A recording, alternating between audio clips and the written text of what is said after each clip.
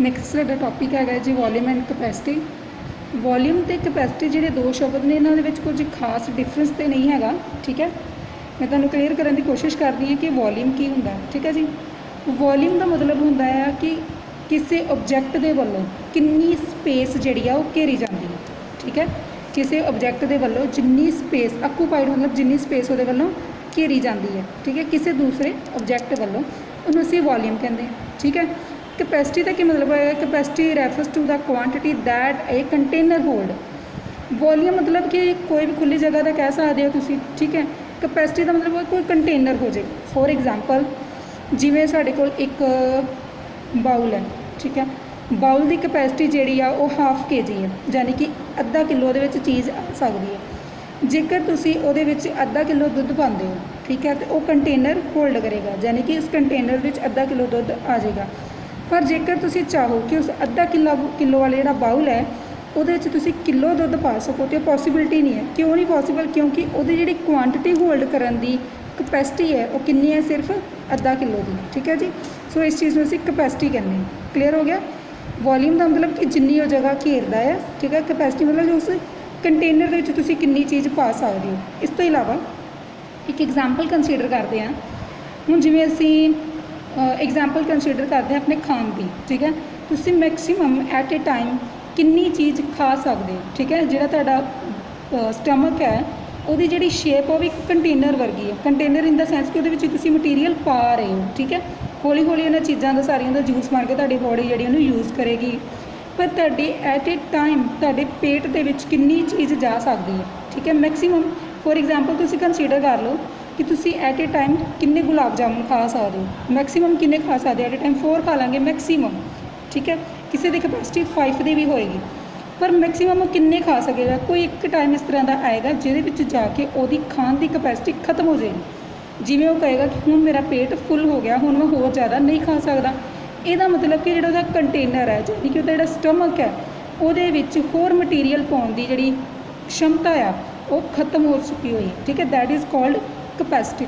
ਠੀਕ ਹੈ ਜੀ, ਸੋ ਸਾਡੀ ਕਪੈਸਿਟੀ ਕਿੰਨੀ ਹੋਏਗੀ ਉਹ ਵੀ ਡਿਪੈਂਡ ਕਰਦਾ ਜਿੰਨਾ ਮਟੀਰੀਅਲ ਅਸੀਂ ਅੰਦਰ ਲੈ ਜਾ ਰਹੇ ਹਾਂ। ਸੋ ਵੋਲੀਅਮ ਅਤੇ ਕਪੈਸਿਟੀ ਇਹਦਾ ਮਤਲਬ ਹੈ।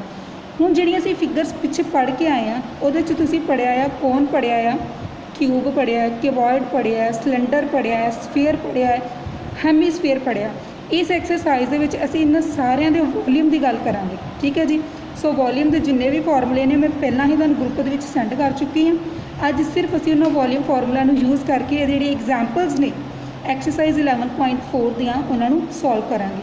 ਠੀਕ ਹੈ ਜੀ, ਸ਼ੁਰੂ ਕਰਦੇ ਹਾਂ। ਫਸਟ ਐਗਜ਼ਾਮਪਲ ਨੰਬਰ 8 ਹੈ। ਜਿਵੇਂ ਦੇਖੋ ਤੁਹਾਡੀ ਬੁੱਕ ਦੇ ਵਿੱਚ ਦਿੱਤੀ ਹੋਈ ਆ, ਕਹਿੰਦਾ ਫਾਈਂਡ ਦਾ ਹਾਈਟ ਆਫ ਏ ਕਿਊਬॉइड।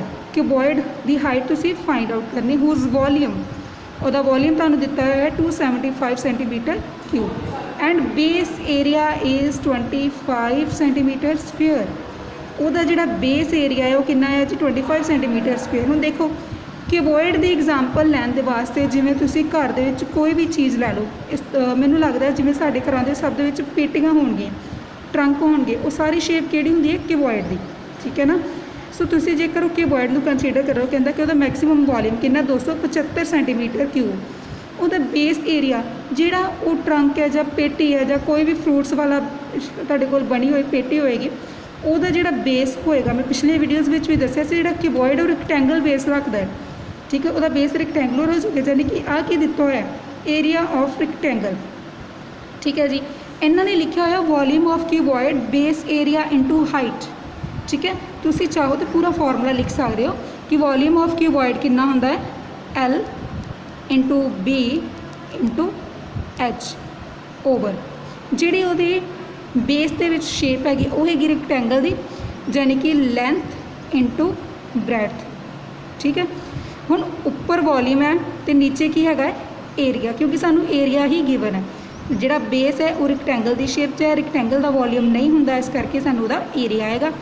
ਸੋ ਜਿਹਦਾ ਜੋ ਵੋਲੀਅਮ ਗਿਵਨ ਹੈ ਉਹ ਵੀ ਫਿਲ ਕਰਤਾ, ਏਰੀਆ ਫਿਲ ਕਰਤਾ, ਦੋਵਾਂ ਦੀ ਕੈਂਸਲਾਈਜੇਸ਼ਨ ਕੀਤੀ, ਸਾਡੇ ਕੋਲ ਆਂਸਰ ਆ ਜਾਏਗਾ 11 ਸੈਂਟੀਮੀਟਰ। ਇਹਦਾ ਮਤਲਬ ਜਿਹੜੀ ਉਹਦੀ ਹਾਈਟ ਹੋਏਗੀ ਕਿਊਬॉइड ਦੀ ਉਹ ਕਿੰਨੀ ਹੋਏਗੀ? 11 ਸੈਂਟੀਮੀਟਰ। ਠੀਕ ਹੈ ਜੀ, ਇਹ ਸਾਡੇ ਕੋਲ ਐਕਚੁਅਲੀ ਹੁੰਦਾ ਵੋਲੀਅਮ। ਇਹਨੂੰ ਪੂਰੇ ਨੂੰ ਸੋਲਵ ਕਿਵੇਂ ਕੀਤਾ? ਆ ਪੂਰੀ ਇਕੁਏਸ਼ਨ ਕਿਹਦੇ ਇਕੁਅਲ ਆਏਗੀ? ਜਿੰਨਾ ਉਹਨਾਂ ਨੇ ਉਹਦਾ ਵੋਲੀਅਮ ਦਿੱਤਾ ਹੋਏਗਾ। ਠੀਕ ਹੈ ਜੀ, ਮੈਂ ਸੋਲਵ ਕਰਕੇ ਦਿਖਾਉਂਦੀ ਹਾਂ।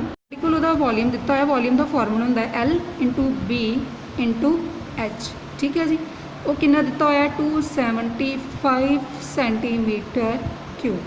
ਜਿਹੜਾ ਸਾਡੇ ਕੋਲ ਉਹਦਾ ਬੇਸ ਹੈ ਯਾਨੀ ਕਿ ਰੈਕਟੈਂਗੂਲਰ ਸ਼ੇਪ 'ਚ ਉਹ ਹੈਗਾ L/B।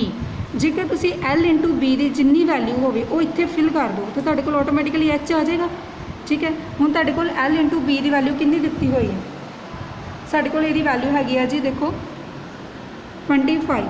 ठीक है जी, ਅਸੀਂ ਇੱਥੇ ਵੈਲਿਊ ਫਿਲ ਕਰ ਦਾਂਗੇ L/B ਦੀ 25 ਸੈਂਟੀਮੀਟਰ ਸਕੁਅਰ। ਸੋ ਇਹਦੇ 'ਚ ਇਹਦੀ ਵੈਲਿਊ ਫਿਲ ਕਰੋ, ਕਿੰਨਾ ਆਏਗਾ 25 centimetre square into height is equals to 275 centimetre cube. So ਸਾਡੇ ਕੋਲ ਹਾਈਟ ਕਿੰਨੀ ਆ ਜਾਏਗੀ ਜੀ 275 centimetre cube over 25 centimetre square. ਦੋਵਾਂ ਦੀ ਤੁਸੀਂ ਕਟਿੰਗ ਕਰੋਗੇ ਤੁਹਾਡੇ ਕੋਲ ਬਚੇਗਾ 11 ਸੈਂਟੀਮੀਟਰ। ਠੀਕ ਹੈ, ਇੱਥੇ ਕਿਊਬ ਹੈ ਤੇ ਸਕੁਅਰ ਕੈਂਸਲ ਹੋ ਕੇ ਸਿੰਗਲ ਸੈਂਟੀਮੀਟਰ ਇਹ ਕੀ ਹੋਏਗੀ ਹਾਈਟ ਆਫ ਦਾ ਕਿਊਬॉइड। ਠੀਕ ਹੈ ਜੀ, ਤੁਹਾਡੀ ਚੋਇਸ ਹੈ ਤੁਸੀਂ ਇਸ ਮੈਥਡ ਨਾਲ ਫੋਲੋ ਕਰਨਾ ਚਾਹੁੰਦੇ ਹੋ ਜਾਂ ਐਗਜ਼ਾਮਪਲ 'ਚ ਜਿਹੜਾ ਗਿਵਨ ਹੈ ਉਹਨੂੰ। ਇਸ ਮੈਥਡ ਨੂੰ ਫੋਲੋ ਕਰੋਗੇ तो ਤੁਹਾਡੇ ਕੋਲ ਗਲਤੀ ਹੋਣ ਦੇ ਚਾਂਸਸ ਘੱਟ ਹੋਣਗੇ ਕਿਉਂਕਿ ਤੁਸੀਂ ਫਾਰਮੂਲੇ ਦੇ ਅਕੋਰਡਿੰਗ ਹੀ ਚੱਲਦੇ ਵੇ। ਉਹਦੇ ਅਕੋਰਡਿੰਗ ਚੱਲੋਗੇ ਤਾਂ ਤੁਹਾਨੂੰ ਉਹ ਵਾਲਾ ਫਾਰਮੂਲਾ ਯਾਦ ਰੱਖਣਾ ਪਏਗਾ। ਠੀਕ ਹੈ, ਤਰੀਕੇ ਨਾਲ ਸਾਨੂੰ ਐਗਜ਼ਾਮਪਲ ਨੰਬਰ 9 ਗਿਵਨ ਹੈ। ਕਹਿੰਦਾ ਇੱਕ ਗੋਡਾਊਨ ਹੈ, ਗੋਡਾਊਨ ਯਾਨੀ ਕਿ ਜਿਹਦੇ ਵਿੱਚ ਕਾਫੀ ਵੱਡਾ ਇੱਕ ਕਮਰਾ ਜਾਂ ਹਾਲ ਕਹਿ ਦਿਓ ਜਿਹਦੇ ਵਿੱਚ ਤੁਸੀਂ ਕਾਫੀ ਸਾਰੀਆਂ ਚੀਜ਼ਾਂ ਐਟ ਏ ਟਾਈਮ ਸਟੋਰ ਕਰਕੇ ਰੱਖ ਸਕਦੇ ਹੋ। ਠੀਕ ਹੈ ਜੀ, ਕਹਿੰਦਾ ਇੱਕ ਗੋਡਾਊਨ ਯਾਨੀ ਕਿ ਗੋਦਾਮ। ਠੀਕ ਹੈ, is in the form of cuboid. ਉਹਦੀ ਕਿਊਬॉइड ਦੀ ਸ਼ੇਪ ਹੈ। ਠੀਕ ਹੈ, ਸਭ ਤੋਂ ਪਹਿਲਾਂ ਉਹਦੀ ਲੈਂਥ ਦਿੱਤੀ ਹੋਈ ਹੈ 60 ਐਂਡ ਦੈਨ 40 ਦਿੱਤੀ ਹੋਈ ਹੈ ਬ੍ਰੈਡ 30 ਮੀਟਰ ਦਿੱਤੀ ਹੋਈ ਉਹਦੀ ਹਾਈਟ। ਕਹਿੰਦਾ how many cuboidal boxes can be stored. ਉਹਦੇ ਵਿੱਚ ਕਿੰਨੇ ਬਾਕਸਿਸ ਜਿਹੜੇ ਆ ਸਟੋਰ ਕੀਤੇ ਜਾ ਸਕਦੇ ਨੇ ਜਿਨ੍ਹਾਂ ਦੇ ਵਿੱਚੋਂ ਇੱਕ ਬਾਕਸ ਦਾ ਵੋਲੀਅਮ ਜਿਹੜਾ ਹੈ 0.8 ਮੀਟਰ ਕਿਊਬ ਹੈ। ਠੀਕ ਹੈ ਜੀ, ਜਦੋਂ ਤੁਹਾਨੂੰ ਇਹ ਪੁੱਛਿਆ ਜਾਵੇ ਕਿ ਉਹਦੇ ਵਿੱਚ ਉਹਦੀ ਕਪੈਸਿਟੀ ਕਿੰਨੀ ਕਿਸੇ ਚੀਜ਼ ਨੂੰ ਸਟੋਰ ਕਰਨ ਦੀ। ਠੀਕ ਹੈ, ਅਸੀਂ ਕੀ ਸੋਲਵ ਕਰਦੇ ਉਹਨਾਂ ਦਾ ਵੋਲੀਅਮ। ਠੀਕ ਹੈ, ਸਭ ਤੋਂ ਪਹਿਲਾਂ ਵੋਲੀਅਮ ਆਫ ਵਨ ਬਾਕਸ ਤੁਹਾਨੂੰ ਜਿਹੜਾ ਛੋਟੇ ਵਾਲਾ ਬਾਕਸ ਹੈ ਉਹ ਦਿੱਤਾ ਹੋਇਆ। ਉਸ ਤੋਂ ਬਾਅਦ ਆ ਗਿਆ volume of godown. Volume of godown ਕੱਢਿਆ ਕਿੰਨਾ ਆ ਗਿਆ 72,000 ਮੀਟਰ ਕਿਊਬ। ਹੁਣ ਨੰਬਰ ਆਫ ਬਾਕਸਿਸ ਕਿੰਨੇ ਬਾਕਸਿਸ ਅਸੀਂ ਸਟੋਰ ਕਰ ਸਕਦੇ ਹਾਂ। ਦੋਵਾਂ ਦੇ ਵੋਲੀਅਮ ਡਿਵਾਈਡ ਕਰੋਗੇ, ਵੱਡੇ ਵਾਲਾ ਯਾਨੀ ਕਿ ਗੋਡਾਊਨ ਵੱਡਾ ਉਹਦਾ ਜਿੰਨਾ ਵੋਲੀਅਮ ਹੋਏਗਾ divided by the volume of one box, answer is 90,000। ਇਹਦੇ ਐਗਜ਼ਾਮਪਲ ਵਾਸਤੇ ਤੁਸੀਂ ਕੰਸੀਡਰ ਕਰਦੇ ਹੋ ਜਿਵੇਂ ਸਪੋਜ਼ ਕਰੋ ਕਿ ਕੋਈ ਸ਼ੂਜ਼ ਵਾਸਤੇ ਕਿਸੇ ਨੇ ਸ਼ਾਪ ਖੋਲ੍ਹੀ ਹੋਈ ਹੈ ਪਰ ਜਿੰਨਾ ਵੀ ਸ਼ੂਜ਼ ਜਿਹੜਾ ਹੈ ਉਹ ਸਾਰੇ ਦਾ ਸਾਰਾ ਇੱਕ ਆਪਣੀ ਸ਼ਾਪ ਦੇ ਵਿੱਚ ਨਹੀਂ ਰੱਖੇਗਾ। ਹੁਣ ਜਿਹੜੇ ਬਾਕੀ ਸ਼ੂ ਨੇ ਉਹ ਕੀ ਹੈ ਕੰਟੇਨ ਕਰਕੇ ਰੱਖਣੇ ਪੈਣਗੇ, ਗੋਡਾਊਨ ਦੇ ਵਿੱਚ ਰੱਖੇਗਾ ਸਟੋਰ ਕਰਕੇ। ਠੀਕ ਹੈ, ਕੰਟੇਨ ਨਹੀਂ ਹੈਗਾ ਸਟੋਰ ਆਏਗਾ, ਸਟੋਰ ਕਰਕੇ ਰੱਖਣੇ ਪੈਣਗੇ। ਠੀਕ ਹੈ, ਉਹਦੇ ਵਾਸਤੇ ਉਹਨੂੰ ਸੈਪਰੇਟ ਗੋਦਾਮ ਦੀ ਲੋੜ ਪਏਗੀ। ਹੁਣ ਗੋਦਾਮ ਦੇ ਵਿੱਚ ਉਹ ਐਟ ਏ ਟਾਈਮ ਕਿੰਨੇ ਬਾਕਸਿਸ ਰੱਖ ਸਕਦਾ ਇਹ ਉਹਦੀ ਮੇਜਰਮੈਂਟ ਤੁਸੀਂ ਕੰਸੀਡਰ ਕਰ ਸਕਦੇ ਹੋ ਐਜ਼ ਏ ਐਗਜ਼ਾਮਪਲ। ਠੀਕ ਹੈ, ਨੈਕਸਟ ਚੱਲਦੇ ਐਗਜ਼ਾਮਪਲ ਨੰਬਰ 10 ਦੇ ਉੱਪਰ।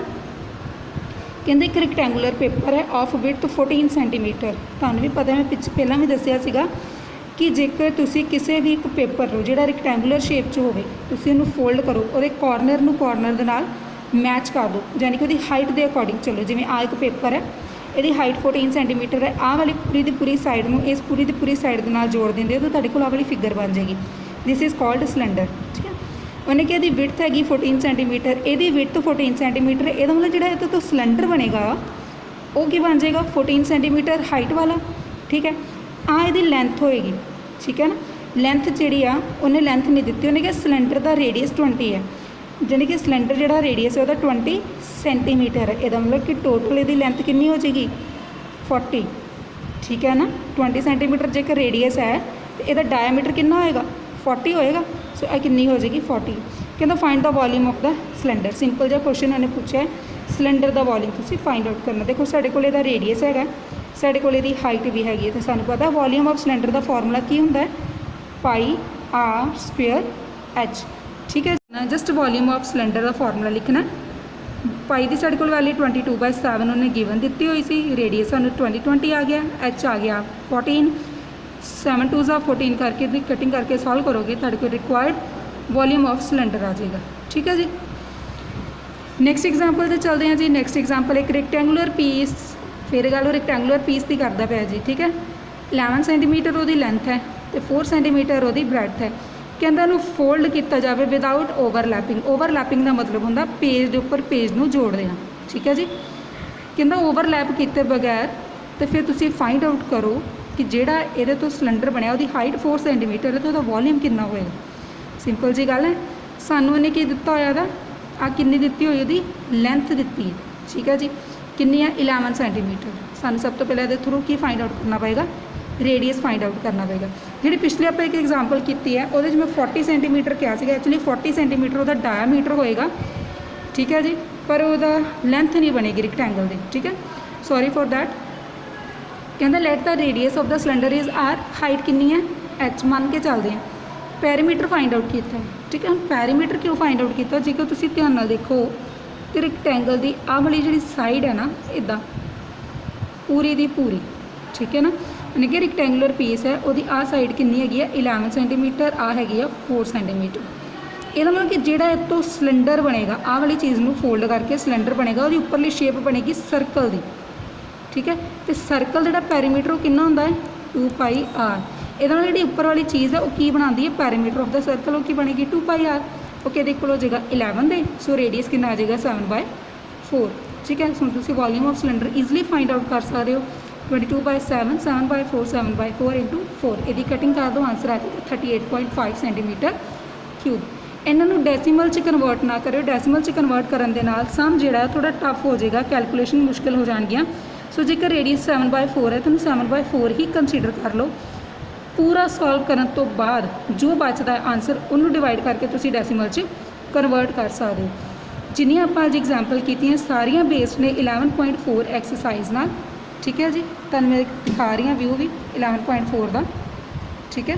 ਤੁਹਾਡੇ ਸਾਰਿਆਂ ਕੋਲ ਬੁੱਕਸ ਵੀ ਹੈਗੀਆਂ ਨੇ, ਸੋ ਟਰਾਈ ਕਰਿਓ ਸਾਰੇ ਸਮਸ ਨੂੰ ਸੋਲਵ ਕਰਨ ਦੀ। ਕੋਈ ਵੀ ਪ੍ਰੋਬਲਮ ਆ ਰਹੀ ਹੈ ਤਾਂ ਕਮੈਂਟ ਕਰਕੇ ਮੈਨੂੰ ਦੱਸ ਦਿਓ।